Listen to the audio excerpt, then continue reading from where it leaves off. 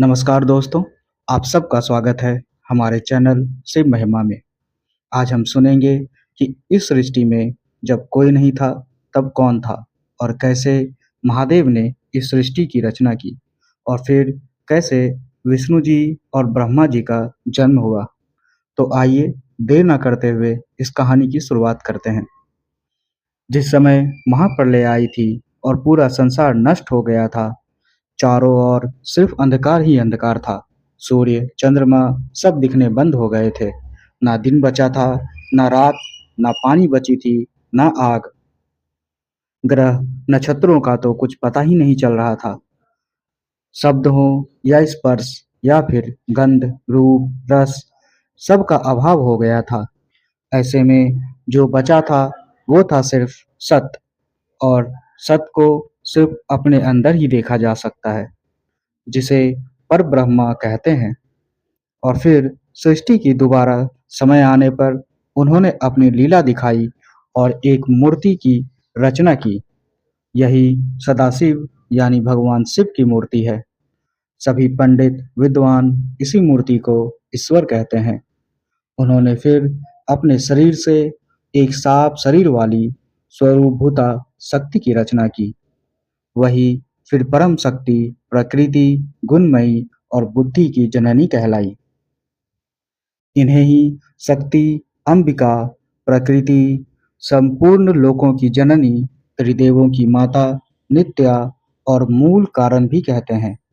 इनके 8 भुजा हैं और इनके चेहरे के सामने चंद्रमान की तेज भी धूमिल हो जाती है। अलग-अलग प्रकार के आभूषण इनकी शोभा बढ़ाती है। साथ ही देवी के पास अनेक प्रकार के अस्त्र-शस्त्र भी हैं। सदाशिव को ही सब परम पुरुष, ईश्वर, शिव शंभु, महेश्वर और ना जाने कितने नामों से बुलाते हैं। इनके मस्तक पर गंगा, जटाओं में चंद्रमा और चेहरे पर 3 आँखें हैं। इनके 5 मुख हैं और ये 10 भुजाओं के स्वामी हैं तथा त्रिशूलधारी हैं। वे अपने शरीर में भस्म लगाते हैं। उन्होंने शिवलोक नामक क्षेत्र का निर्माण किया, जिसे काशी के नाम से जाना जाता है। इसी काशी में महादेव माँ पार्वती के साथ निवास करते हैं। जब प्रलय आया था, उस वक्त भी इन्होंने काशी को नहीं छोड़ा। इसलिए इस जगह को शिव जी ने आनंद वन का भी नाम दिया है। एक दिन आनंद वन में घूमते हुए उन्हें किसी दूसरे पुरुष की रचना करने की इच्छा हुई, ताकि वो सृष्टि का भार किसी और को देकर वो यहीं काशी में रह सकें। ऐसा सोचकर उन्होंने अपने वाम भाग के 10वें अंग पर अमृत मल दिया, जिससे एक सुंदर पुरुष प्रकट हो गया। वो बहुत शांत, गंभीर और सातों गुणों से निपुण थे।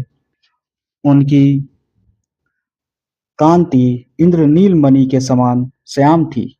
उनका पूरा शरीर दिव्य शोभा से चमक रहा था और उनके आंख कमल के जैसे थे। फिर उन्होंने हाथ जोड़कर शिव और शिवा को प्रणाम किया और अपना नाम रखने को कहा। ये सुनकर शिव जी हंसकर बोले कि सर्वत्र व्यापक होने से तुम्हारा नाम विष्णु होगा। तुम भक्तों को सुख देने वाले होगे। तुम यहीं रहकर तप करो। ऐसा कहकर शिव जी चले गए। तब विष्णु जी ने 12 साल तक वहाँ दिव्य तपस्या किया। तपस्या करने से उनके शरीर से बहुत सारे पानी की धाराएं निकलने लगी। उस ब्रह्म रूप जल के छू लेने भर से पाप नाश हो जाते हैं। फिर उसी जल में खुद भगवान विष्णु शयन करने लगे। और क्योंकि जल को नार भी कहते हैं और वो नार में निवास करने लगे, तो वो नारायण भी कहलाने लगे।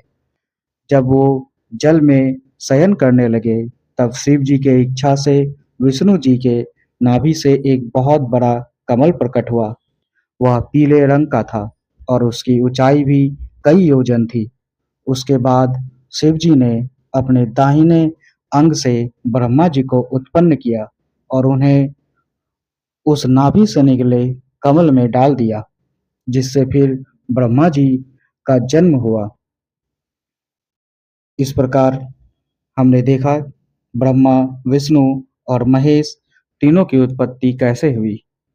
ये वीडियो आपको कैसा लगा ज़रूर बताइएगा हमारे कमेंट सेक्शन में, और मैं कल फिर आऊँगा एक नई कहानी के साथ। तब तक हर हर महादेव।